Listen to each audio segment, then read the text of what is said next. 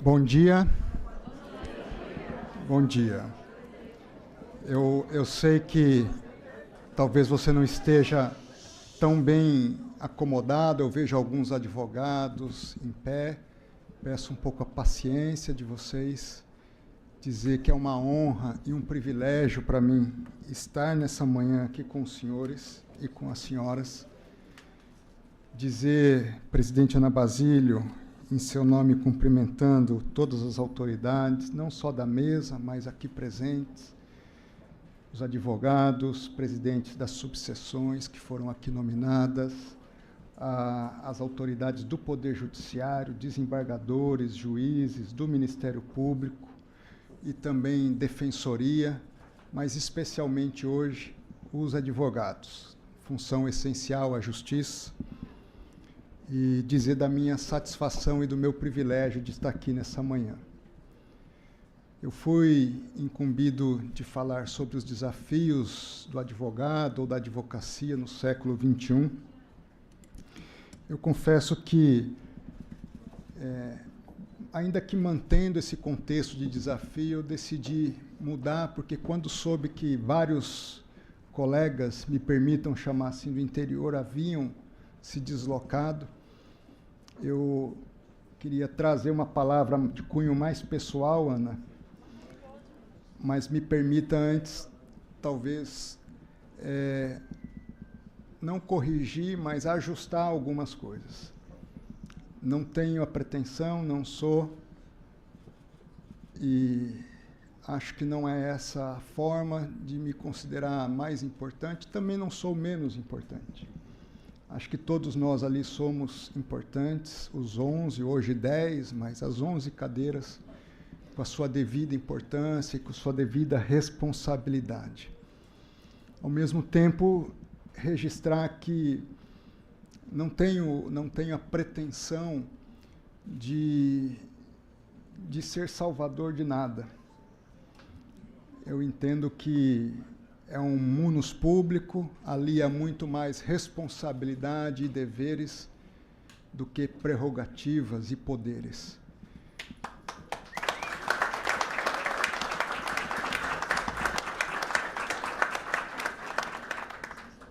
Ao final e ao cabo, somos servidores públicos e, como tal, devemos preservar a relação de confiança que a sociedade e o cidadão depositam em nós como servidores públicos. Esse é o grande desafio. A cada dia, em cada decisão, procurar ter em mente a responsabilidade nossa com a justiça, com a Constituição, com o país, com a sociedade. E, nesse âmbito de desafios, eu queria fazer uma proposição aos senhores e às senhoras. Que cada um de nós, de fato, assuma as suas responsabilidades no seu dia a dia. Cada um de nós faça a diferença no seu dia a dia. E eu queria elencar 12 princípios, um pouco mais de meia hora, que eu considero fundamentais para que todos nós assumamos as nossas responsabilidades. E é interessante que, quando eu falo primeiramente para mim. É um relembrar dos compromissos e dos princípios. Nossa Constituição, ela estabelece lá no preâmbulo valores, que ela chama de valores supremos. Estão ali a igualdade, a liberdade, o bem-estar, o desenvolvimento, a paz, e dentre eles, a justiça. Valores supremos que estão consignados desde o preâmbulo da Constituição e que depois se permeiam, se espraiam durante todo o texto constitucional. Se nós vamos ao artigo 3º, nós vemos que são objetivos fundamentais da República Federativa do Brasil: garantir uma sociedade justa, livre, solidária, garantir o desenvolvimento social, reduzir as desigualdades regionais, criar um ambiente de erradicação da pobreza, da marginalização, gerar e promover o bem de todos, sem discriminações ou preconceitos. São valores fundamentais que devem nortear tanto o magistrado como o advogado. Eu coloco isso porque talvez nós nos perguntemos qual o grande propósito das nossas carreiras. Eu vi falar aqui de alguns que viajaram 5 horas. Talvez você tenha vindo de uma pequena cidade. Eu vi falar de São João do Meriti, onde minha avó cresceu ali na infância. Depois se casou, foi para Minas, depois para São Paulo. E daí, porque eu sou paulista e não carioca, por conta dessas migrações e deslocamentos dos brasileiros por esses grandes estados que nós temos. E dizer que há cerca de 30 anos, menos de 30 anos, eu estava no interior também, numa cidade com 18 mil habitantes, abrindo um pequeno escritório e começando ali a vida. E Deus foi abrindo caminhos que a gente não espera. Para que vocês tenham uma ideia, eu nem direito eu queria fazer. Eu, com 13, 14 anos, viro para os meus pais e coloco que eu queria ir para o seminário. Só que meu pai coloca como condição para eu poder ir para o seminário, primeiro fazer uma faculdade. Então, por conta disso, eu faço o vestibular para Direito. Meu pai dizia, depois de concluído o curso, eu deixo você ir para o seminário. Então, eu fiz o curso de Direito nessa expectativa de cumprir um requisito, não de seguir carreira no Direito. Meu pai vem a falecer no meio do curso, e então eu concluo o curso ali em final de 93 e viro para minha mãe e digo, cumpri o que meu pai colocou e estabeleceu, agora eu quero ir para o seminário. E minha mãe diz, não, você primeiro vai ter um emprego fixo,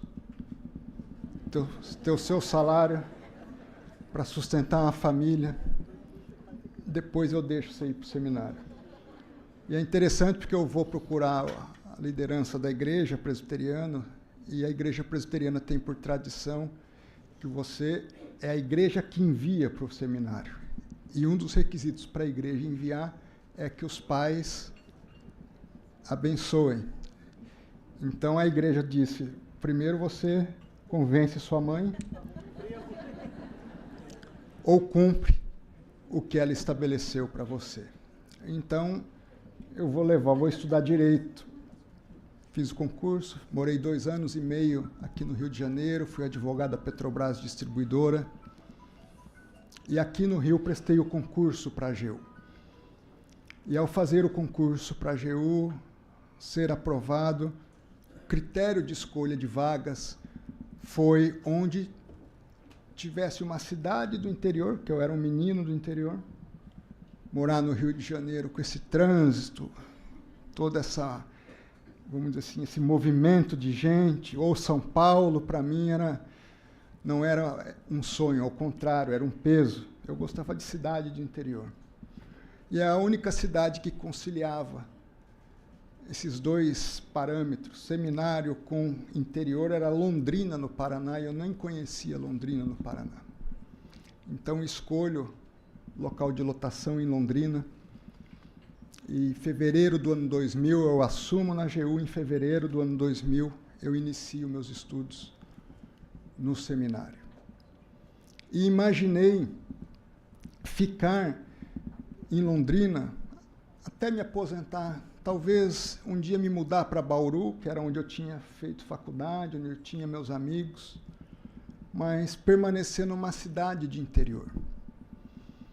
E até o ano de 2005, nem a Brasília eu tinha ido ainda, não conhecia Brasília. Então, passei os 5 primeiros anos na AGU sem sequer ir a Brasília. Mas, num primeiro curso que eu fui fazer na AGU em Brasília, na curso de uma semana, tive aula ali com o ministro Fux, então do STJ, ministro Teori, também ainda no STJ, dentre outros professores. Na sexta-feira, dia final do curso, houve um almoço, e nesse almoço se precisava de alguém, o corregedor-geral da AGU demandava que um dos procuradores da região sul do país, dos 3 estados do sul, passasse 60 dias em Brasília. E todos recusaram, inclusive eu.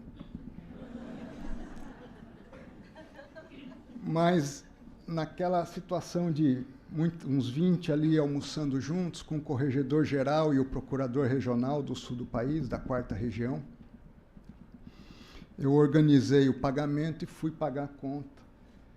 Enquanto eu estava ali pagando a conta da mesa, o regional vem até mim, ele havia saído, eu não tinha nem percebido, tinha ido levar o corregedor, e quando ele volta, ele dá de cara comigo ali no caixa, na entrada do restaurante, e me diz o seguinte: André, eu não posso dizer não ao corregedor-geral. E eu te ajudei muito, e de fato ele tinha ajudado, porque havia recriado a seccional de Maringá, dado uma estrutura melhor para nós em Londrina, e agora é a hora de você retribuir, ficando um período aqui em Brasília. E eu, para não dizer não a ele, porque ele tinha razão, eu disse: eu vou para Londrina falar com a minha esposa, se ela autorizar, eu venho. Certo de que ela diria não, porque 2 filhos muito pequenos, um ainda nem andava, o Luiz Antônio, hoje já está com 21 anos, a Daniela tinha ali seus 3 anos e meio. E chego e conto a história para ela. Eu falei: Janei, ele quer que eu vá lá, mas eu disse que o primeiro eu conversaria contigo. E, para minha surpresa, ela disse: ele tem razão.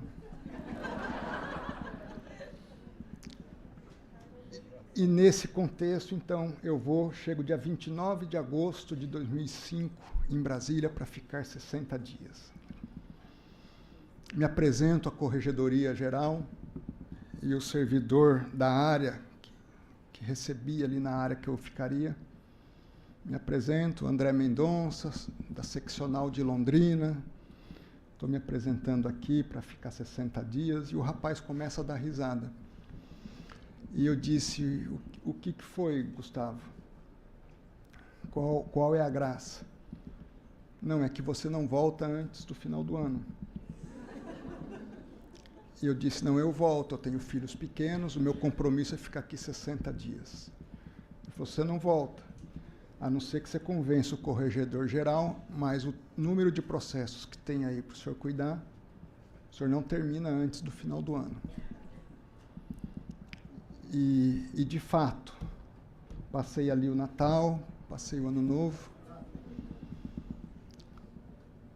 E, nesse ínterim, o corregedor-geral me convidou por 3 vezes para ficar em definitivo como coordenador da área disciplinar da corregedoria. E eu disse não por 3 vezes. Na 4ª vez, para não ficar chato, eu disse a ele, pus uma condição que eu achei que ele não aceitaria. Falei: se o senhor me der 30 dias para pensar, eu avalio. E ele falou: você tem os 30 dias. Então, eu trago a minha família para Brasília, porque eu tinha que cumprir minha palavra, para passar um mês ali comigo, para vermos a cidade numa perspectiva de eventualmente morarmos em Brasília. E nesse período em que estávamos ali, minha esposa de fato não queria morar ali, muito longe das nossas famílias, toda a dificuldade de logística, um custo de vida muito mais alto, o salário não mudaria. E pedindo a Deus, eu ali orientação, eu fiz um propósito e coloquei para minha esposa. Eu disse: Janei, eu sei como serão todos os meus dias se eu permanecer em Londrina. e talvez me pergunte pelo resto da vida o que teria sido de mim se eu tivesse vindo para Brasília. Então, Janei, vamos fazer um compromisso de experimentarmos 1 ano. Se você não gostar depois de 1 ano, nós voltamos para Londrina.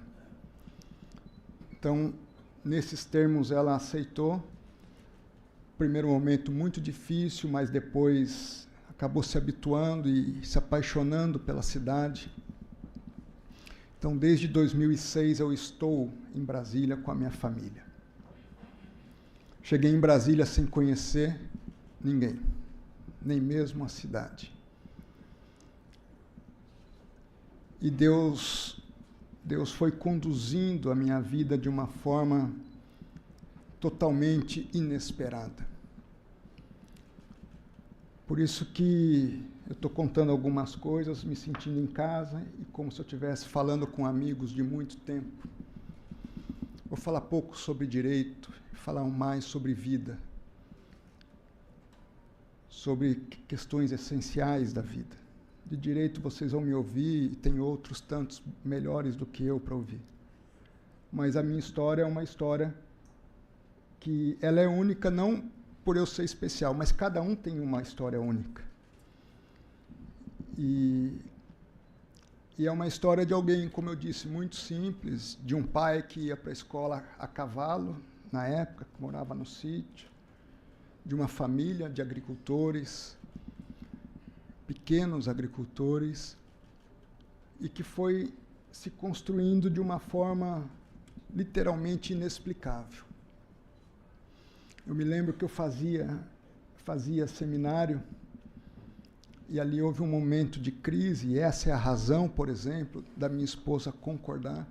Era muito trabalho, cuidávamos em 3 colegas de 1/3 do estado do Paraná, fazíamos viagens para audiências, uma Paraty sem ar-condicionado, acidente num retorno de uma audiência, nada grave, mas o risco das estradas, varando madrugadas, cuidando dos processos.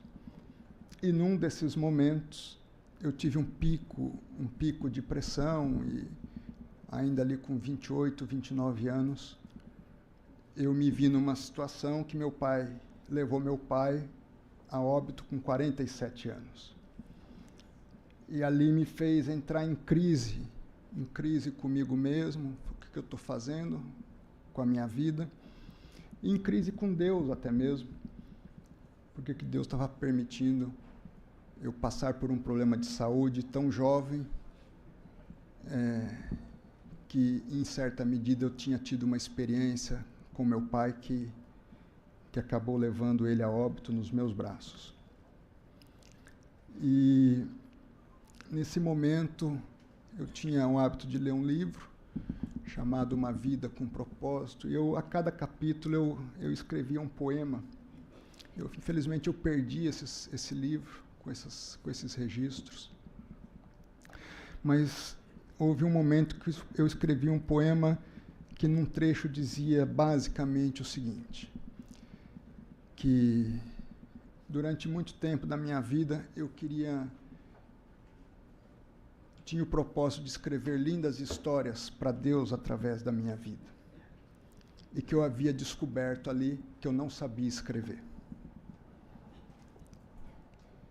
E que nessas condições eu só tinha uma alternativa, que era entregar a caneta da escrita da minha história para Deus.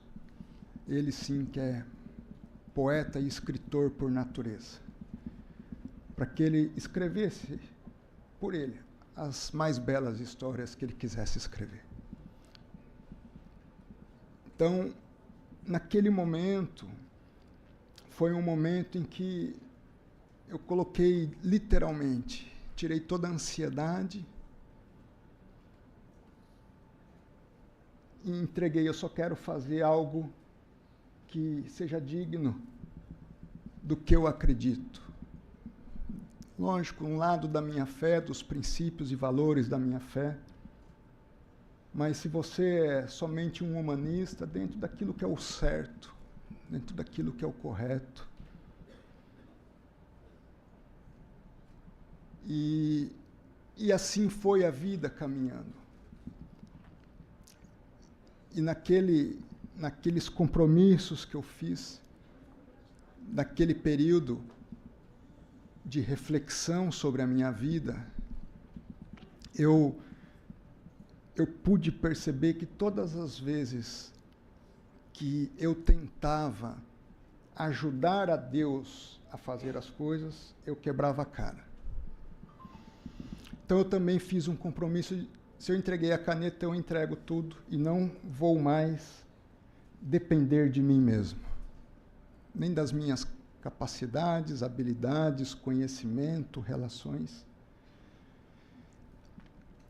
Tal ponto que eu estava terminando já o doutorado num almoço com um professor em Salamanca, professor de ciência política, e esse professor me pergunta: André, o que você vai fazer depois do doutorado?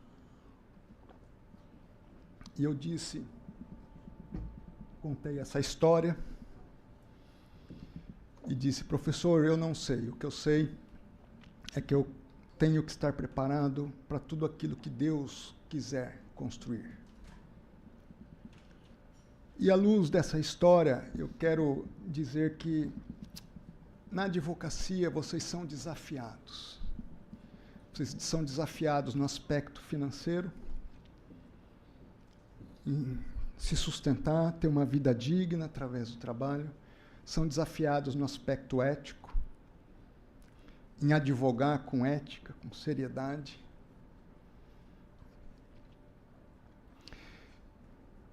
E dentro desse contexto de legítimos interesses de sustento econômicos, eu quero dizer para você que isso é importante, mas projete a sua vida daqui a 5, 10, 20, 30 anos. E todos nós, Ana Teresa, vamos certamente trabalhar até os 80 anos. Aquele ideal de aposentar-se com 60 anos é coisa do passado. A vida demandará de nós a necessidade de trabalharmos até idades mais avançadas. E você precisa projetar a sua carreira. Mas esse projeto de carreira, ele não pode ser um projeto simplesmente financeiro. Não pode ser o projeto de ocupar cargos. Ele precisa ser um projeto de realizar esses fundamentos e objetivos que a Constituição traz para nós. Que eu posso resumir numa sociedade livre, justa e solidária. Agora, como é que você precisa fazer isso? Como é que é esse caminhar? Além dos bons propósitos, você precisa ter visão de futuro.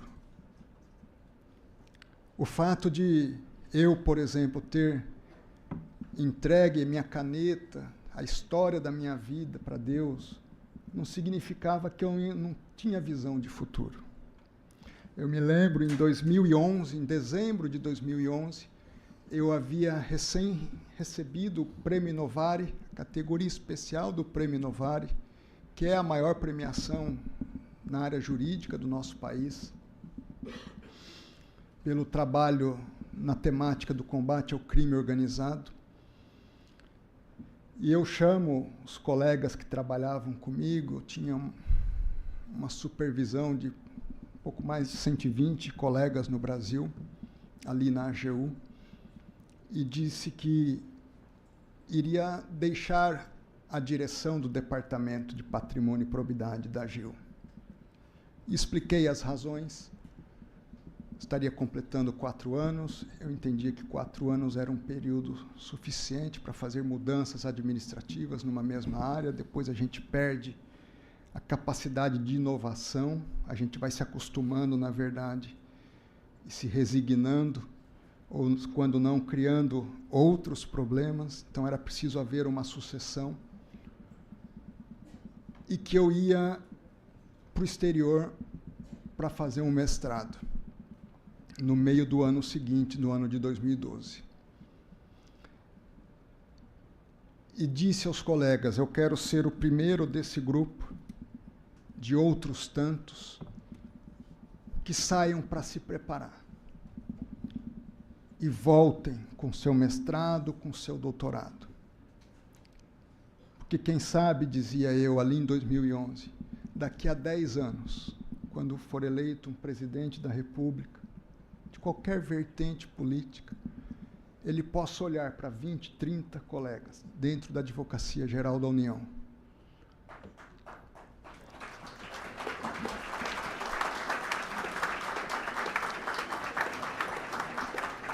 Habilitados a ser o chefe da instituição. E aprove a Deus que, em 2018, após as eleições presidenciais, sem que eu conhecesse, entre aspas, um político, conhecia como muitos de vocês conhecem. Ao contrário, a atividade que eu exercia na AGU era uma atividade que entrava com ações contra vários políticos,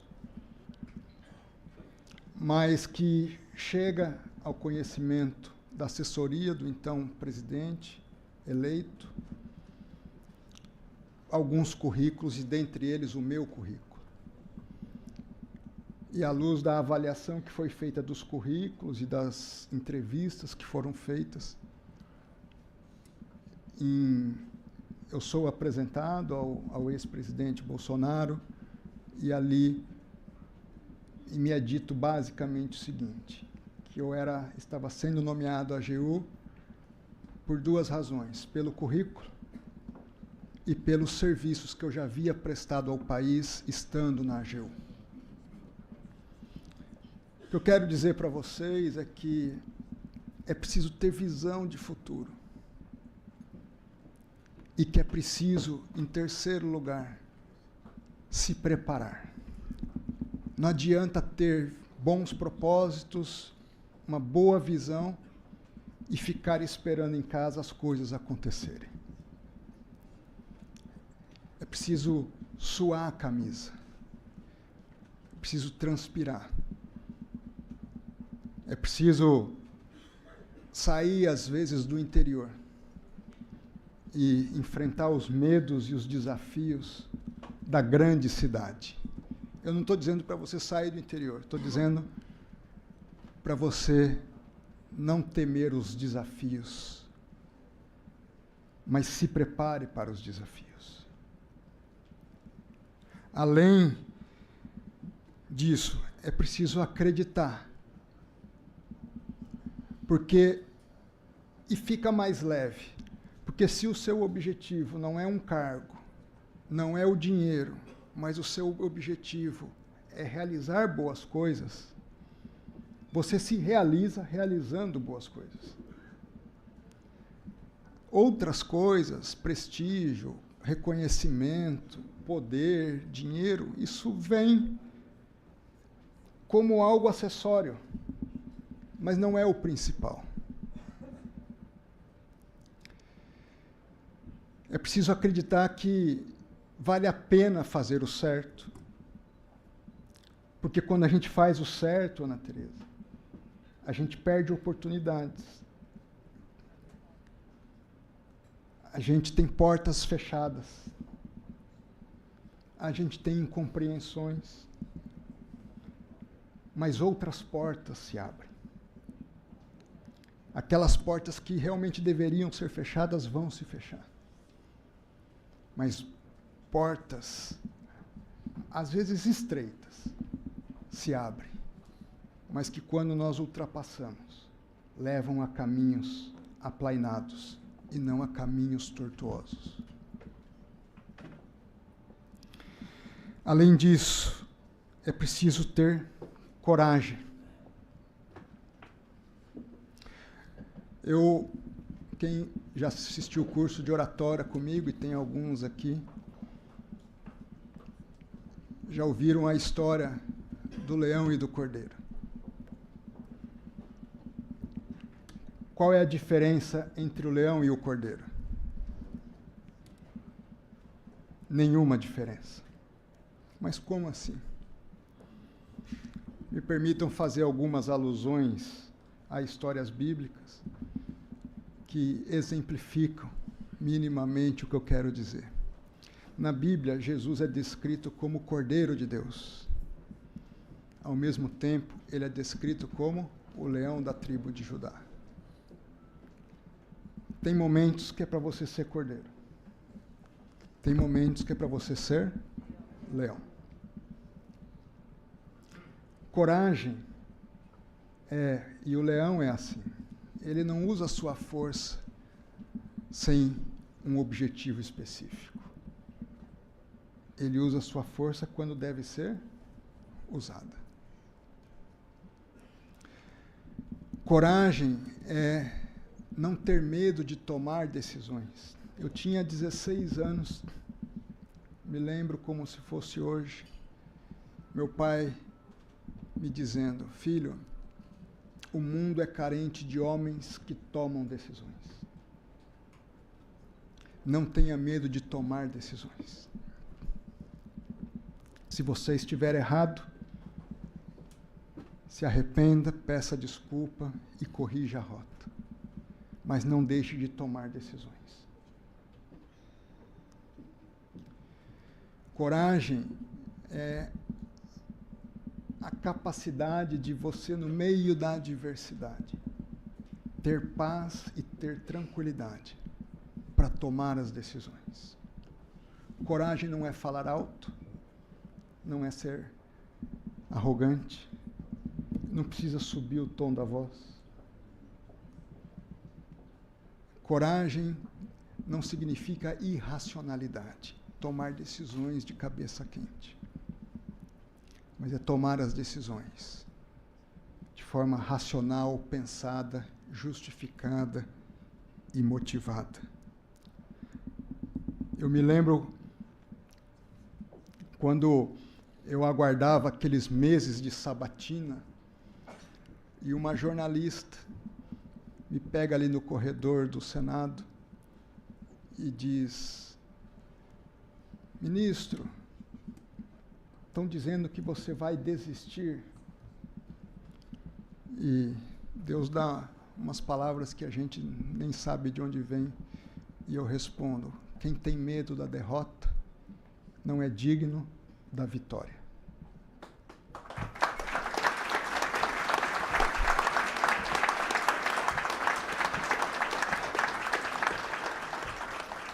Não temam as derrotas. Não deixe de ir em frente ou manter-se firme em relação aos desafios e aos obstáculos. Além de coragem, é preciso humildade. Interessante porque nas esferas de poder, por vezes, a humildade é confundida com fraqueza. Humildade não é fraqueza. Humildade é grandeza. Humildade é você saber que, no fundo, você não é mais do que ninguém. Eu gosto de uma ideia, não é a frase ipsis literis, mas está num dos sermões do padre Antônio Vieira, ele dizendo: pó que está em pé, não te esqueças que é pó, e que serás pó deitado. Humildade é reconhecer a nossa condição humana, a nossa falibilidade, as nossas fraquezas, as nossas limitações, que nós não estamos acima dos outros, que, sendo bem honesto, talvez não fosse um caminho que Deus trilhou na minha vida, eu ainda estivesse lá em Miracatu, numa cidade rural ainda hoje. Saber que muita gente te ajudou ao longo do caminho, que você não construiu nada sozinho, a sua família, seus pais, esposa, filhos, amigos, colegas de profissão. E às vezes a gente vê, e me chateia quando a própria Ana, às vezes um juiz não atende uma audiência, quando alguém destrata alguém que está lhe servindo. Aliás, esse é um sinal para ver quem é a pessoa. Como trata os mais humildes.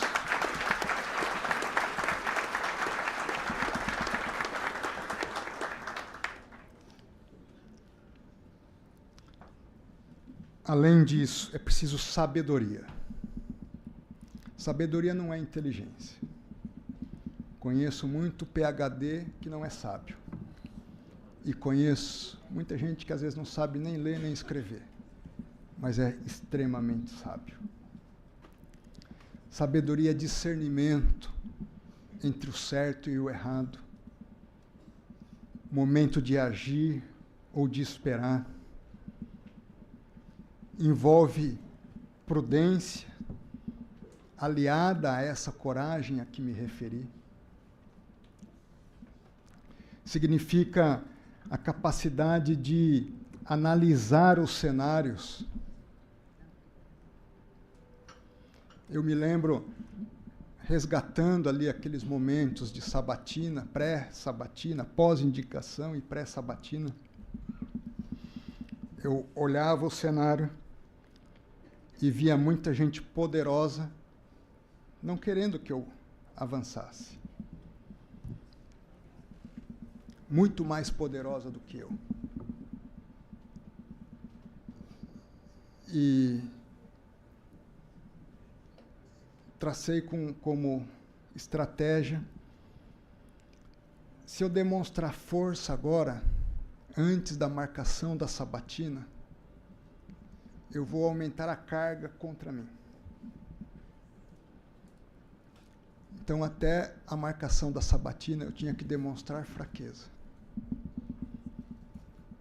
E só depois de marcada a sabatina, demonstrar força.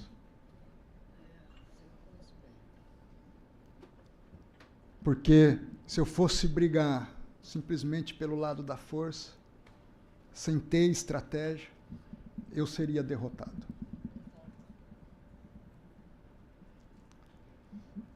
Então, saiba o momento certo de agir. Além disso, é preciso perseverança. E eu vou falar em 2 princípios que se relacionam: perseverança e resiliência. Perseverança é você agir para avançar. Resiliência é você agir fincado para não retroceder. Você precisa ter as duas. Com sabedoria, saber o momento de avançar. E com sabedoria, saber o momento de fincar o pé. Eventualmente, até dar um passo atrás. Para só depois avançar. Advogado em estratégia processual tem que usar isso também.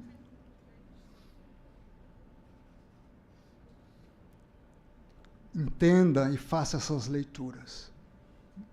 Seja perseverante no preparo, na capacitação, na coragem, na sabedoria, e seja resiliente também com sabedoria, com coragem.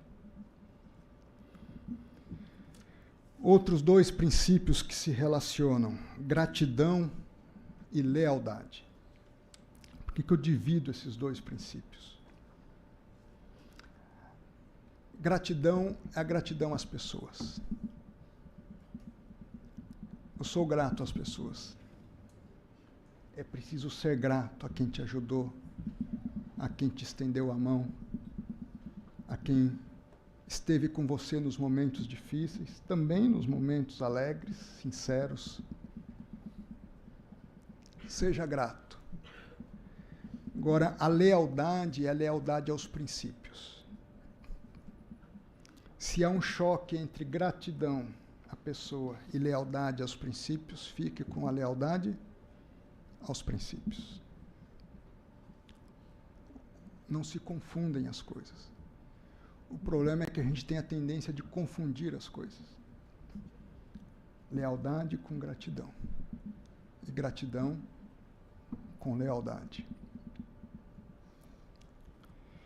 E por fim, e por último, é preciso agir. Agir com justiça e respeitando os valores que a Constituição estabelece. A ética que eu trago numa vertente cristã e numa vertente no âmbito filosófico kantiana. Kant trabalhava com imperativos categóricos, com conceitos de validade universal, repudiava uma justiça utilitária, uma ética utilitarista, que o justo e o certo é o que é melhor para mim, ou o que é melhor para os meus amigos, ou ainda o que é melhor para a maioria das pessoas. Kant diz: o certo é certo, independente dos interesses das pessoas, individuais, de um grupo ou de uma maioria. Essa ética tem 3 conceitos básicos. É preciso saber o que é certo. Mas não basta saber o que é certo. Em segundo lugar, é preciso fazer o certo. Mas também não basta saber o que é certo e fazer o que é certo. É preciso saber o que é certo, fazer o que é certo, mas fazer o que é certo, em terceiro lugar, pelos motivos certos. Por isso que meu grande desafio em qualquer processo é entender o que é certo, decidir de modo certo e fazer isso, Ana, pelos motivos certos, ou seja, simplesmente pelo dever de fazer o certo.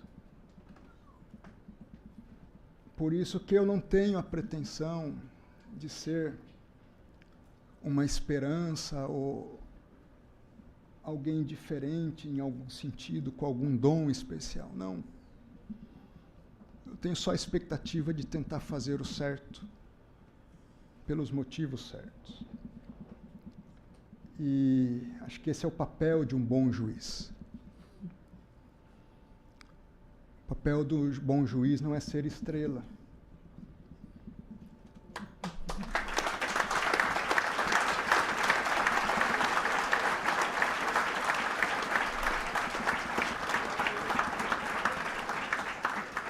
É simplesmente assumir a responsabilidade e julgar. E, como eu sou cristão, pedindo a Deus que eu julgue de forma certa, reconhecendo ao mesmo tempo que não somos perfeitos. Meu desafio para você, como advogado do século XXI, é definir adequadamente qual o seu objetivo de vida. Que não seja ganhar dinheiro, por favor. Esse é um objetivo, mas não é um objetivo de vida. Que você ganhe muito dinheiro, mas como consequência de bons princípios postos em prática. Com visão de futuro, com preparo, com coragem, com perseverança, com resiliência, com gratidão, com lealdade, com sabedoria, com humildade, discernindo entre o certo e o errado e fazendo o certo pelos motivos certos, buscando soluções, encontrando saídas legítimas à luz da lei. E me permitam, talvez, só consignar talvez um último ensinamento que aprendi ao longo da minha carreira profissional. Vida profissional é basicamente em qualquer área, pública, privada, direito, jornalismo, medicina, há basicamente 3 tipos de pessoas. Um número que não é maioria, mas que dá muito trabalho. É a pessoa que cria problema.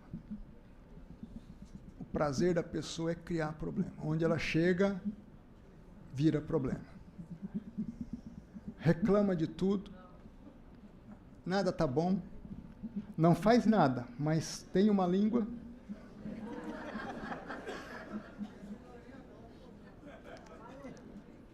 Eu acho até que não é a maioria. Vamos ver se vocês concordam comigo. O segundo grupo, para mim, é a maioria. São os indiferentes aos problemas. É aquele que quer passar desapercebido, que nunca é com ele, que nunca ajuda, não colabora, não cria problema, mas também não conte com ele.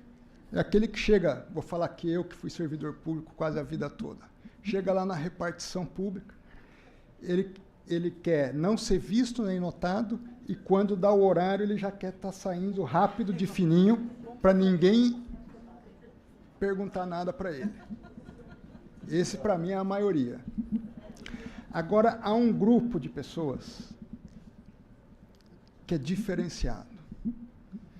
São aqueles que resolvem problemas. Esse é a minoria. É um grupo pequeno, mas que faz toda a diferença. Na OAB, na sociedade, na justiça, nas empresas, no serviço público. Talvez o grande desafio você não ser o criador de problema, você não ser indiferente aos problemas, mas eu tenho certeza que há espaço sobrando de oportunidades para aqueles que estão dispostos a resolver problema. O profissional do futuro, ele vai ser aquele que é capaz de resolver problema. É o que vai se destacar. Eu fui advogado-geral e ministro da Justiça na AGU, um corpo técnico muito sólido, bem preparado. Nós não tínhamos tanta dificuldade de ocupar os cargos mais relevantes da instituição. Quando eu fui para o Ministério da Justiça, o Ministério da Justiça não tem uma carreira própria. Então, nós tínhamos que procurar, num universo amplo e mais desconhecido, pessoas-chave para os postos. Às vezes achava uma pessoa super bem preparada, mas quando eu colocava nesses critérios de resolução de problema, criador de problema ou indiferente, não achava.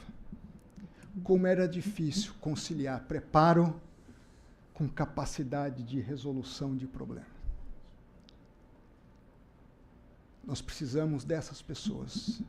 O Brasil precisa de advogados que resolvam problemas de forma séria, ética e responsável.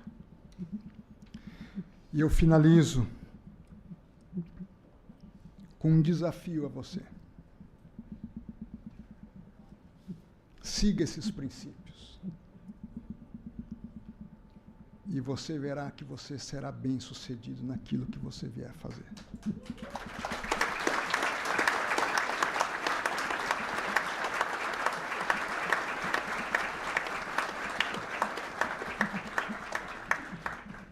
O Brasil é carente.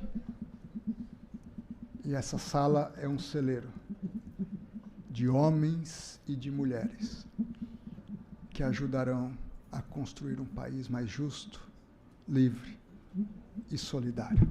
Muito obrigado e que Deus abençoe. Que Deus abençoe.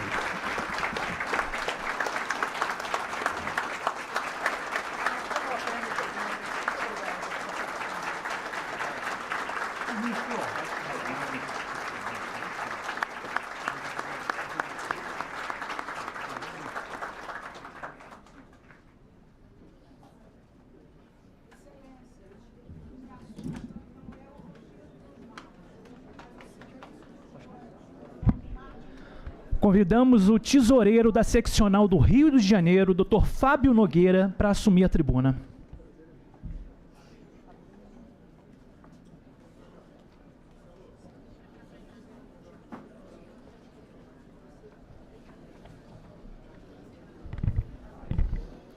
Bom dia a todos e todas. Moção de homenagem. A Ordem dos Advogados do Brasil, Seção do Estado do Rio de Janeiro, presta homenagem ao excelentíssimo senhor ministro do Supremo Tribunal Federal, André Mendonça,